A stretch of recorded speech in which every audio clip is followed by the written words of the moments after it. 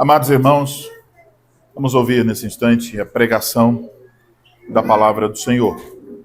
Nessa manhã ouviremos uma exposição no Salmo de número 131. Convido os irmãos a abrirem suas Bíblias no Salmo de número 131. Cântico de romagem de Davi. Senhor, não é soberbo o meu coração, nem altivo o meu olhar. Não ando à procura de grandes coisas, nem de coisas maravilhosas demais para mim. Pelo contrário, fiz calar e sossegar a minha alma, como a criança desmamada se aquieta nos braços de sua mãe. Como essa criança, é minha alma para comigo. Espera, ó Israel, no Senhor, desde agora e para sempre. Vamos orar e pedir a bênção do Senhor. Ó Senhor Deus Todo-Poderoso, vamos ouvir agora a exposição da Tua Palavra. E a Tua Palavra é lâmpada para os nossos pés e luz para o nosso caminho. Sem ela somos cegos, perdidos, ignorantes. Sem ela nos desviamos, nos afastamos do propósito do Senhor para nós. Por isso, Senhor, nessa manhã, nossa expectativa é de que, tal como instrumentos, nós sejamos afinados por esse diapasão. Que o Senhor nos corrija, nos instrua, nos console, nos exorte, nos encoraje, nos ajude. Que a Tua palavra venha ao coração de cada um. E aí encontre lugar. Aí encontre um coração disposto a obedecer, a reconhecer o Senhor como Deus, como Pai. Dai-nos, Senhor, um coração humilde para receber a Tua palavra nesta manhã. Ajuda cada ouvinte, mas também ajuda aquele que há de falar, para que não chame atenção para si mesmo, para que aponte para Cristo, para que nos apresente a graça e a verdade, para que o faça de maneira integral, fiel, buscando a glória do Teu santo nome. Dá a Ele sabedoria, dá a Ele a graça necessária para cumprir o trabalho que lhe foi confiado. E que em tudo isso, o Senhor seja glorificado. Nós oramos assim em nome do Senhor Jesus Cristo. Amém. Amada congregação do Senhor Jesus Cristo, como vocês podem observar, este é um salmo de Davi. É chamado um cântico de romagem. Também é chamado de um cântico de peregrinação ou de ascensão. Entende-se que os salmos 120 até o salmo 134 recebem essa nomenclatura, sendo chamados de cântico de romagem, porque estes salmos eram os salmos cantados quando o povo de Deus, na antiga aliança, saía de diferentes partes de Israel em direção a Jerusalém para uma daquelas três grandes festas: a Páscoa, Pentecostes e Tabernáculos. Pelo caminho, essas pessoas iam preparando o coração para a adoração a Deus em Jerusalém. E podemos notar que essa preparação aqui talvez seja um pouco diferente do que nós poderíamos esperar. Talvez poderíamos esperar que o Salmo nos dissesse: levantem-se, cantem, adorem o Senhor, reconheçam a glória do seu nome. Mas não é bem isso que temos no Salmo 131. Temos, na verdade, um pequeno salmo que é uma confissão de Davi diante do Senhor. E com essa confissão, ainda assim, nós aprendemos algo sobre a maneira como nós devemos nos aproximar de Deus no culto e como devemos viver diante de Deus durante toda a semana. Poderemos perguntar: como é que o peregrino deveria se aproximar de Deus na adoração em Jerusalém? Ou, sendo mais atual, como nós, em pleno século XXI, devemos nos achegar a Deus no culto devemos viver diante de Deus durante a semana? A resposta do Salmo 131 é uma resposta curta, clara, simples. E nós podemos dividir essa resposta com base nos 3 versículos que aí estão. O Salmo 131 nos ensina como viver diante de Deus. E esse como viver pode ser resumido com 3 palavras. Tem a ver com um coração humilde, contente e confiante. Então, esses são os 3 pontos da pregação. Então, em primeiro lugar, aprendemos a viver diante de Deus com um coração humilde. Mais uma vez, versículo 1. Senhor, não é soberbo o meu coração, nem altivo o meu olhar. Não ando à procura de grandes coisas, nem de coisas maravilhosas demais para mim.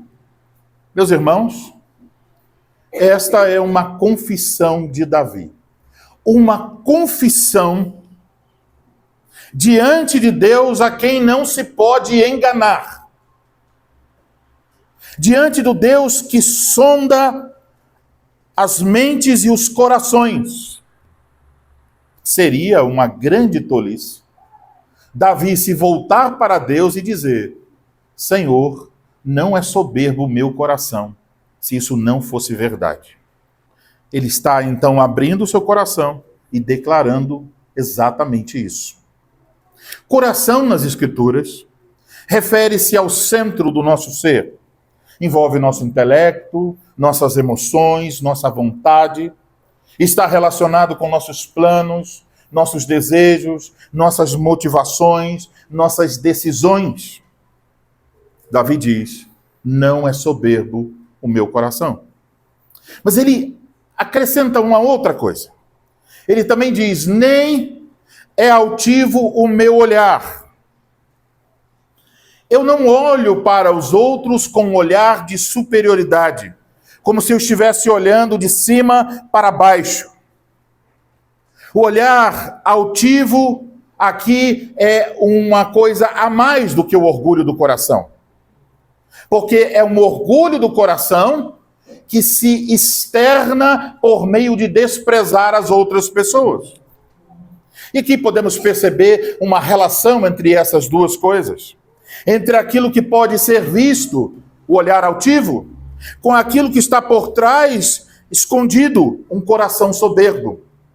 Um olhar altivo ou qualquer outra forma de externar altivez sempre procede de um coração soberbo.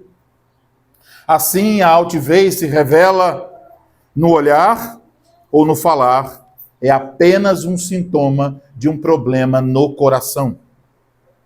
Agora, aqui Davi está negando isso. Está negando que tenha o coração soberbo e que tenha o olhar altivo. Esta negação de Davi aqui é um indicativo de que nem sempre foi assim. Ou seja, em algum momento da história de Davi, ele precisou lutar contra as inclinações do seu coração para a soberba e olhar altivo.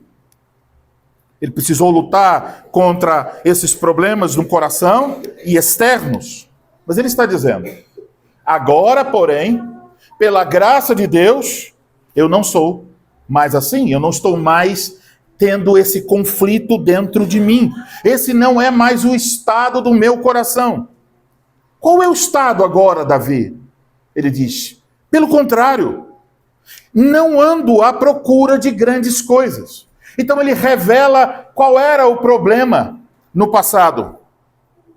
Não ando à procura de grandes coisas. Não ando significa: esse não é mais o meu modo de vida. Eu não vivo inquieto atrás de coisas grandes. Essas coisas grandes se referem àquilo que o coração humano deseja. E o que desejamos? Coisas como riqueza, honra, glória, reconhecimento, grandes empreendimentos. Grandes coisas se referem àquilo para o qual Deus não nos chamou, mas nós queremos de qualquer forma. Davi não procurou ser, não procurou ter aquilo que Deus não havia determinado para ele. Eu vou dizer isso de outra maneira. Davi não tentou controlar a providência de Deus para a sua vida. Isso fica claro quando olhamos o restante. Quando ele diz que ele não só andou à procura de grandes coisas, mas ele fala dessas coisas como coisas maravilhosas demais para mim. Quer dizer, coisas além do meu poder, coisas além da minha capacidade de entender, coisas difíceis. Ele não se envolveu numa tentativa de compreender tudo que Deus fazia em sua vida. Então, chegamos a um entendimento sobre como Davi está pensando. Ele está dizendo, olha, eu sei que Deus age em sua providência, que por vezes a providência de Deus é difícil, é complicada, é dolorosa, e nós temos a tendência de não aceitá-la. Mas Davi diz, eu já não estou mais nessa situação. Eu reconheço as minhas limitações. E eu me submeto humildemente à providência de Deus, mesmo quando eu não posso entendê-la. Amados irmãos, este é um salmo de peregrinação. Este é um salmo sobre como ir e reunir-se com o povo de Deus para adorar a Deus. É um salmo de como preparar o coração para a adoração. Porque a adoração, antes de tudo, é uma questão do coração, não das mãos, não dos pés. Em nossos dias, muitas pessoas estão interessadas numa adoração que se revela por meio de posturas externas, físicas. Levantar as mãos, bater palmas, dançar e fazer outras coisas. Mas nós devemos nos perguntar, quando nós saímos de casa para nos reunir com o povo de Deus, para adorar a Deus, o que é realmente importante? A resposta do Salmo é o seu coração. A condição em que se encontra o seu coração diante de Deus. E mais, quando chegamos a este Salmo, se pensássemos na porta de entrada da adoração, você perceberia, é uma porta extremamente estreita. Os orgulhosos não podem passar por ela. Os orgulhosos não têm uma adoração que Deus aceita. A única condição aceitável diante de Deus para a adoração é a do coração humilde. Então não adianta fazer outras coisas quando o coração não se encontra com essa disposição. Então não devemos imaginar que seja bastante estar em um culto que não está centrado no homem, que não está centrado nas emoções, que não está cheio de invenções humanas para entreter as pessoas, como se o culto fosse entretenimento. Isso não é suficiente. Não basta ter uma liturgia cheia da Bíblia. A adoração é mais do que isso. É mais do que estar no lugar certo fazendo as coisas certas. A adoração significa prostrar o coração diante do Rei do Universo. Não basta assentar-se em um local onde o culto está acontecendo. E como está então seu coração diante de Deus? Ao chegar aqui nesta manhã para cultuar a Deus, você pode dizer, eu me apresento diante do Senhor com um coração humilde. Agora, essa humildade aqui requerida não é a humildade somente para cultuar, é a humildade para viver diante do Senhor. Ela se refere à maneira como nós vivemos. Sabemos que existe um grande perigo de que o nosso coração se incline à soberba. Um coração soberbo é um coração inquieto, descontente, um coração cheio de pensamentos grandes, pensamentos exaltados a respeito de si mesmo, do que merece, do que deseja. É um coração que por vezes alimenta essa soberba de tal modo que começa a olhar para outras pessoas de maneira altiva. É um coração que fica inquieto quando a providência de Deus não combina com o desejo do seu coração. O coração soberbo não aceita o que Deus soberana e sabiamente determinou. O coração soberbo dirá coisas como essa: eu não posso aceitar isso. Eu mereço coisa melhor. O coração soberbo dirá isso. O coração soberbo dirá: rapaz, por que Deus abençoa fulano, que parece não ser tão fiel, e a mim que estou lutando para fazer as coisas certas, Deus não tem abençoado? Por quê? Inquietação. O coração soberbo dirá: eu não entendo por que Deus está fazendo isso comigo. O que está acontecendo? Por que Ele não me dá o que eu quero? Por que Ele não me abençoa? O coração soberbo pergunta: por que eu estou sofrendo? Por que eu estou doente? Por que meu salário não é maior? O coração soberbo diz: Deus fez assim, mas teria sido melhor se Ele tivesse feito de tal jeito.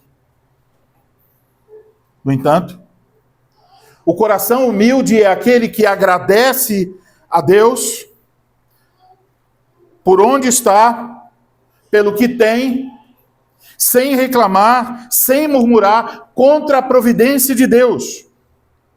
O coração humilde aceita o agir de Deus. O coração humilde não permite que os aspectos difíceis, incompreensíveis da providência de Deus roubem a alegria de viver. Roube sua gratidão a Deus. Roube seu desejo de servir a Deus.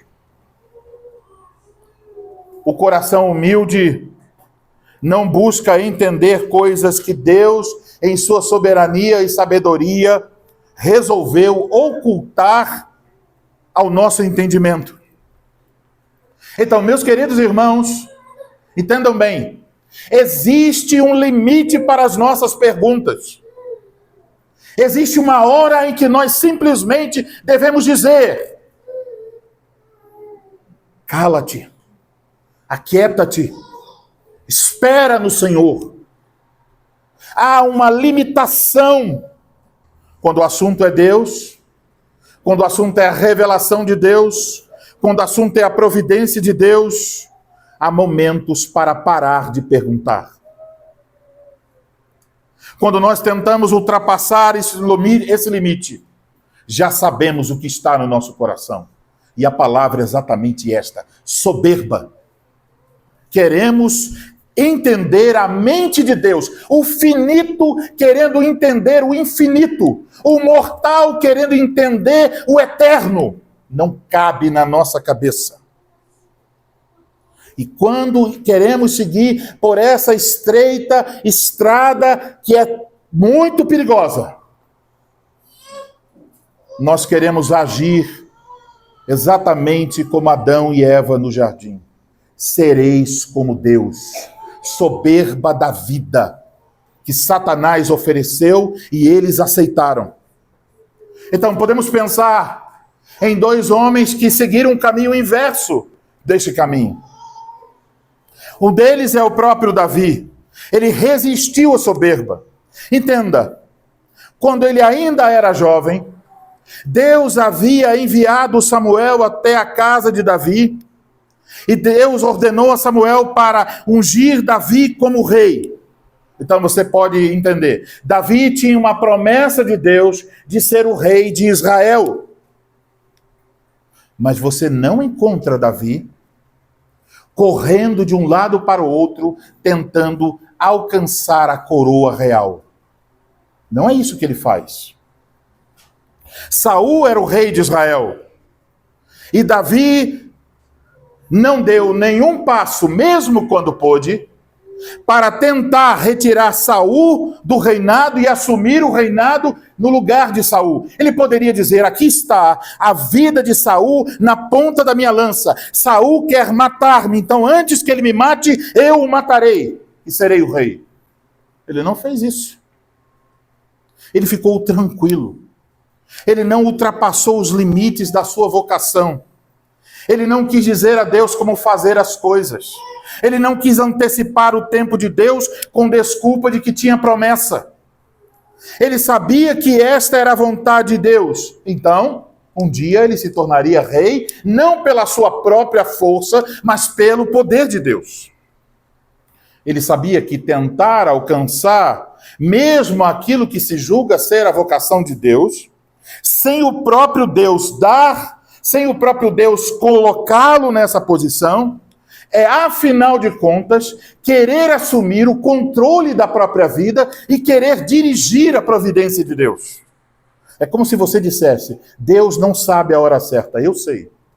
Deus não sabe como fazer, eu sei. Isso é soberba. Um outro exemplo bíblico é o de Jó. Você sabe, Jó sofreu debaixo da providência de Deus. Foi muito difícil. Jó perdeu tudo que tinha. Então temos as palavras de Jó e dos amigos de Jó durante todo o livro tentando entender o agir de Deus. Tentando entender a providência de Deus, como é que a providência de Deus funciona. O livro todo é uma grande discussão entre Jó e seus amigos sobre a providência de Deus. No final descobrimos, todos eles estavam errados. Todos, Jó e seus amigos. E vejam que Jó diz no final do livro, Jó 42, de 1 a 3. Então respondeu Jó ao Senhor: bem sei que tudo podes, e nenhum dos teus planos pode ser frustrado. Quem é aquele, como disseste, que sem conhecimento encobre o conselho? Ele mesmo, Jó. Vejam o que ele diz agora: na verdade, falei do que não entendia, coisas maravilhosas demais para mim, coisas que eu não conhecia. Você percebe? O que Jó disse lá, Davi está dizendo no Salmo 131. Parece que Davi leu o livro de Jó. Coisas maravilhosas demais para mim. Então é a soberba que nos faz insistir, lutar por aquilo que muitas vezes Deus não quer nos conceder. É a soberba que nos faz ultrapassar os limites da nossa própria vocação. É a soberba que nos faz querer saber o que Deus não nos permite saber. É a soberba que nos impede de aceitar a vontade de Deus. E, irmãos, um coração soberbo não é um coração aceitável diante do Senhor. O único coração aceitável é o coração humilde. Mas nós sabemos que nós não podemos ter um coração humilde por nós mesmos. O nosso coração se inclina desde a queda para a soberba. Então, como é que nós podemos ter o coração humilde? A resposta está no Evangelho. É somente por meio de Jesus Cristo. É somente pelo fato de Cristo arrancar o coração de pedra e colocar um coração de carne. Então, mesmo humildade não é fruto da nossa força, da nossa determinação, mas da graça de Cristo operando em nós. É só por meio de Cristo que um dia você pode chegar a dizer na sua oração: Senhor, não é soberbo o meu coração. Quando a graça de Deus nos ensina sobre a glória de Deus, sobre a nossa miséria, então essa mesma graça nos ensina a ser humildes. Humildes para não buscar aquilo que Deus não nos deseja dar. Humildes para não saber aquilo que Deus está nos ocultando. Então eu pergunto a você, é assim que está o seu coração nesta manhã? Você é ciente de sua fraqueza, de suas limitações, de sua ignorância? Você pode dizer com toda sinceridade agora: não é soberbo o meu coração? Você pode dizer: eu não fico querendo assumir o lugar de Deus na minha própria vida, porque eu estou certo de que tudo que eu preciso eu tenho em Cristo. Eu estou certo que Deus está cuidando de mim. Se você pode dizer isto esta manhã, seja grato ao Senhor, porque a obra da graça está acontecendo em seu coração. Segunda palavra, devemos aprender a viver diante de Deus com o coração contente. Versículo 2. Pelo contrário, fiz calar e sossegar a minha alma, como a criança desmamada se aquieta nos braços de sua mãe, como essa criança é minha alma para comigo. Pelo contrário, diz Davi. Essa expressão, pelo contrário, aqui, no versículo 2, é, na verdade, no texto hebraico, uma fórmula de juramento, que poderia ser traduzida por seguramente. É como se fosse um juramento mais ou menos assim. É como se Davi estivesse dizendo: eu juro que eu tenho absoluta certeza em meu coração que ele não está cheio de soberba, mas que eu estou totalmente contente diante de Deus. Davi, para expressar o seu contentamento, usa um símile. Quando tem como, tal como. Ele diz que a sua alma era como uma criança que já foi desmamada. Então, sua alma não era mais como uma criança recém-nascida, gritando e chorando, desejando no colo de sua mãe aquilo que sua mãe pode lhe oferecer, pedindo por leite. Mas ele diz: eu sou como uma criança que já passou desta fase e que agora está no colo da sua mãe, não à procura de alguma coisa que a mãe oferece, mas simplesmente para desfrutar do carinho e do amor da própria mãe. Davi está dizendo: eu estou contente, eu estou calado, eu estou sossegado diante de Deus. Eu acho que todos nós sabemos o que é uma criança que ainda não foi desmamada. Ela fica inquieta, ela se agita quando está com fome, ela chora. Por vezes a mãe ou o pai não sabem bem o que é. Quer comer, está com dores, com cólicas, a fralda está suja, o que está acontecendo? Começa a eliminar as coisas para descobrir o motivo da inquietação. Não é capaz de comunicar esse motivo, apenas de chorar. Especialmente nos primeiros dias, quando está com fome. A criança fica agitada, chora, ela deseja algo. Assim, muitas vezes, a nossa alma quer estar por conta dos nossos planos, dos nossos desejos, das nossas cobiças. Você sabe o que é isso? Eu sei. As coisas não saem como queremos. Agitação. Temos dúvidas sobre o futuro. Agitação. Há problemas que nos pegam de surpresa. Agitação. Há coisas que desejamos ter. Há pessoas que falam mal de nós. Há problemas financeiros. Há falta de emprego. Enfrentamos dificuldades com nossos filhos, com o esposo ou a esposa. Há frustrações, há enfermidades e há tantas outras coisas. Todas elas nos deixam com a alma agitada. A hora que parece, e talvez você possa dizer que já experimentou isso, que quando acontece determinada coisa em sua vida, você tem a impressão que dentro de você sua alma está em convulsão. Você não consegue pensar direito, você não consegue dormir, você se inquieta, você tenta fazer uma coisa e o pensamento se volta para o assunto que lhe inquieta. Você gostaria de se levantar, de resolver tudo rapidamente, livrar-se da inquietação, mas lá está ela, turbando sua alma. A alma treme, o coração se perturba dentro de nós, como diz o Salmo 42. Meus irmãos, A inquietação da alma é um sintoma de nossa falta de contentamento diante de Deus. E a nossa falta de contentamento com sua providência.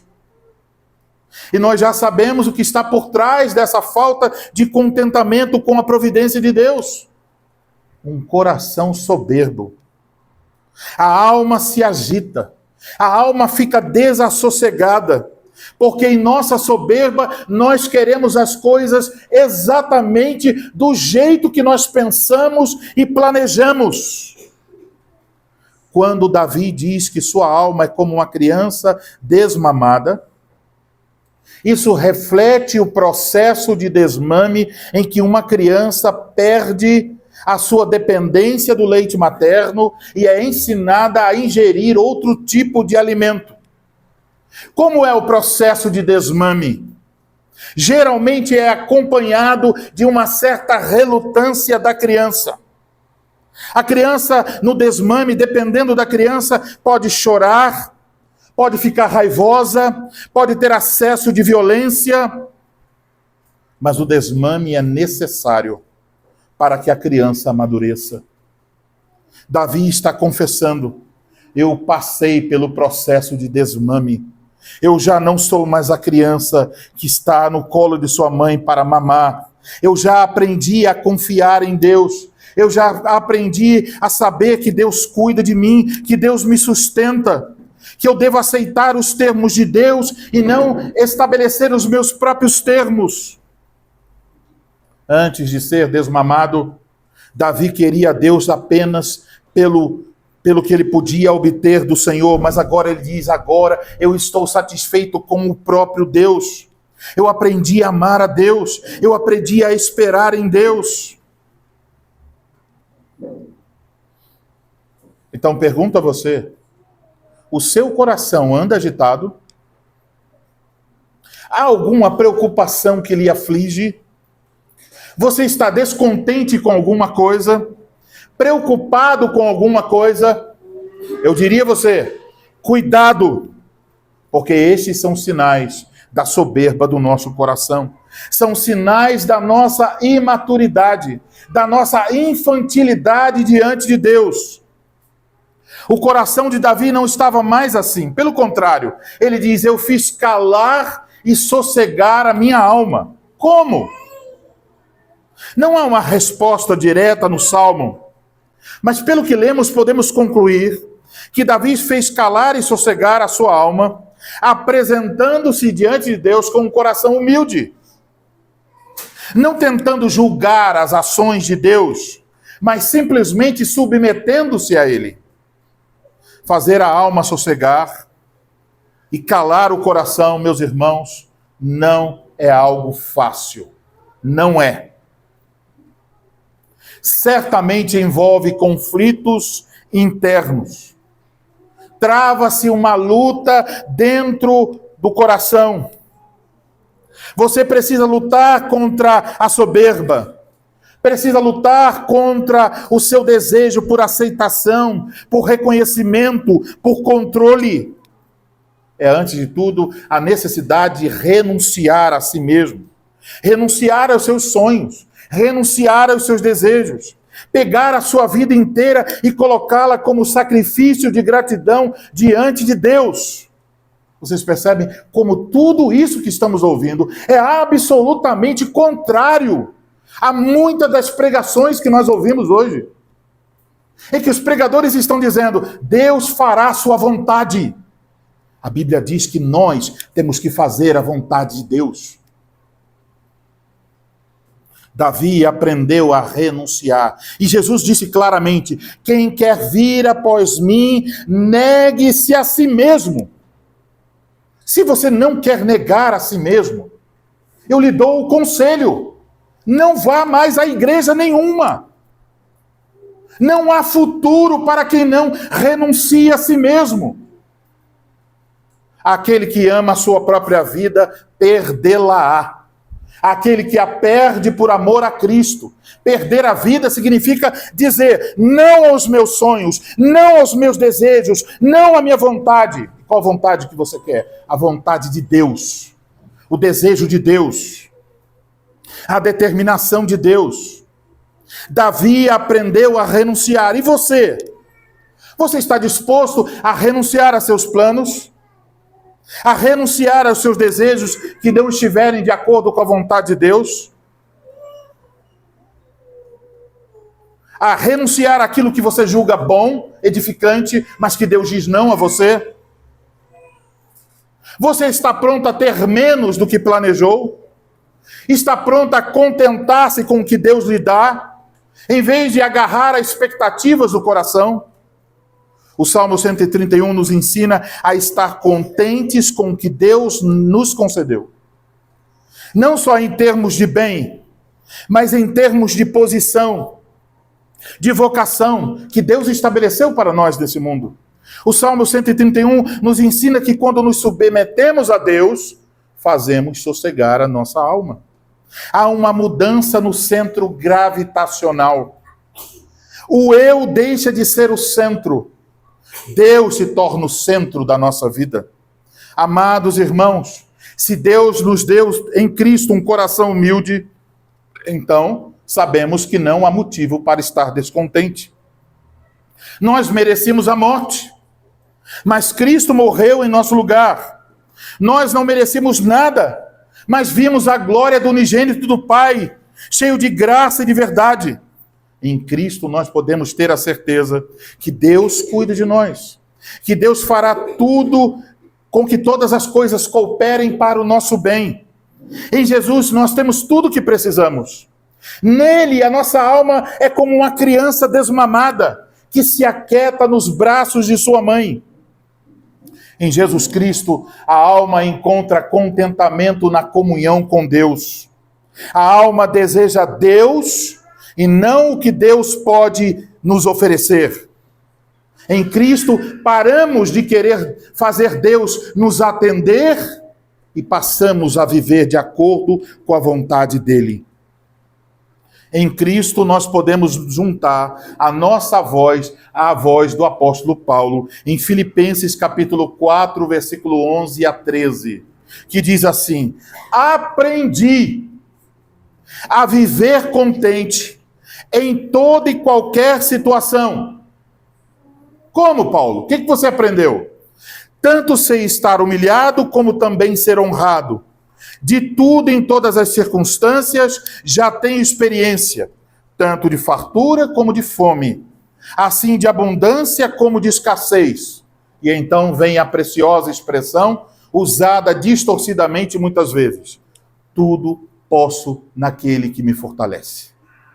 Tudo. Ter ou não ter, ser ou não ser, conseguir ou não conseguir, ver o seu plano dar certo, posso em Cristo. Ver o seu plano dar errado, posso em Cristo. Comprar o que você queria, posso em Cristo. Não conseguir comprar o que você queria, posso em Cristo.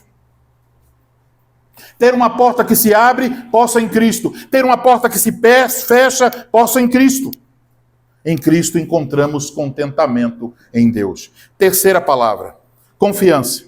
Aprendemos que devemos estar diante de Deus com o coração confiante. Versículo 3. Espera, ó Israel, no Senhor, desde agora e para sempre. Então Davi convoca todo o povo de Deus a seguir pelo mesmo caminho dele. Espera, ó Israel, no Senhor. É como se dissesse: povo do Senhor, igreja do Senhor, não há outra fonte de bênçãos, não há outro Salvador, não há outro pastor como ele. Então espere somente nele, no Senhor. Espera no Senhor significa entregue-se ao cuidado de Deus. Confie em Deus, descanse em Deus. Não seja soberbo, não seja agitado, não seja inquieto, mas seja humilde, contente e confiante. Então, você não está entendendo o agir de Deus na sua vida? Você não consegue entender o porquê disso ou daquilo? O Espírito Santo lhe diz: espera no Senhor. Você se sente incapaz de resolver as coisas? Não se inquiete. Espera no Senhor. Entregue ao Senhor a sua ansiedade. Entregue ao Senhor os seus temores, as suas dúvidas. Entregue o futuro das pessoas que você ama ao Senhor. Entregue seus problemas. Entregue suas lágrimas. O Senhor é completamente confiável. O Senhor é perfeitamente sábio. O Senhor é inteiramente poderoso. E Ele ama você com um amor profundo. É isso que Ele está nos dizendo em Sua palavra nesta manhã. O Evangelho é um anúncio do amor e da graça de Deus em Cristo. É uma garantia de que nós podemos esperar nele agora e para sempre. O amor de Deus por você não falha. A graça dele não se retrai. As suas promessas são infalíveis. Você pode esperar hoje, pode esperar amanhã, pode esperar para sempre.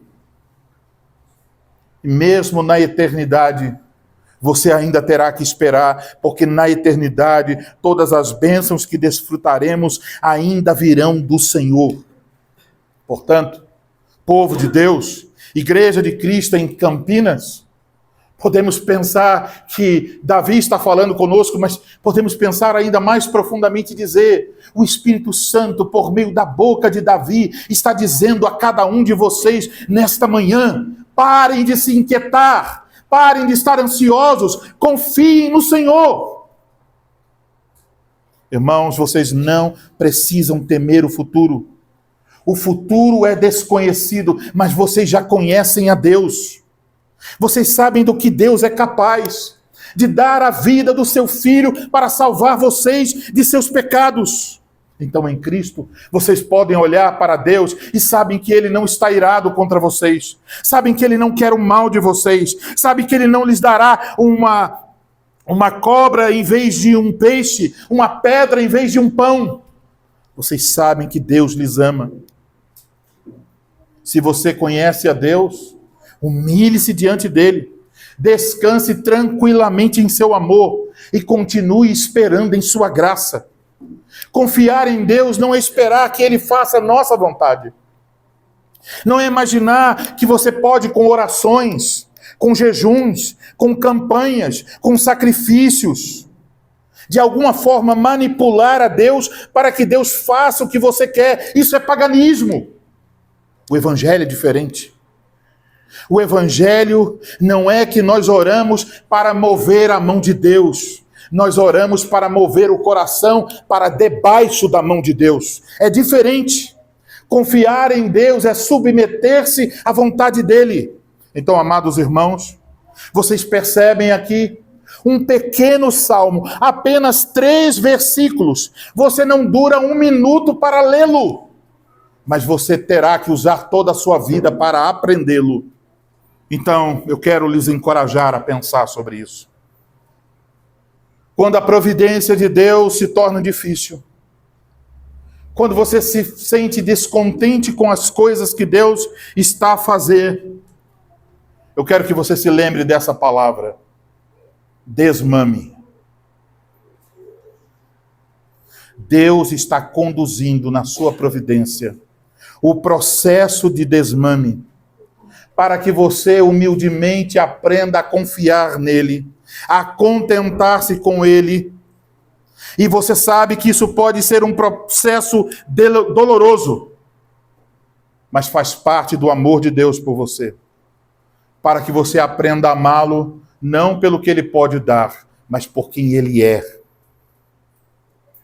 Para que você confesse: o Senhor é o meu pastor, de nada sinto falta. Esse é o sentido do Salmo 23.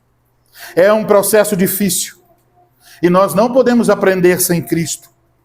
Então, meus irmãos, olhem para Cristo, olhem para a grandeza de Cristo e aprenderão a ser humildes.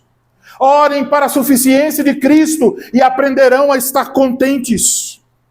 Olhem para a morte de Cristo e aprenderão a confiar em Deus. Não há prova maior de que Ele é fiel. Amém.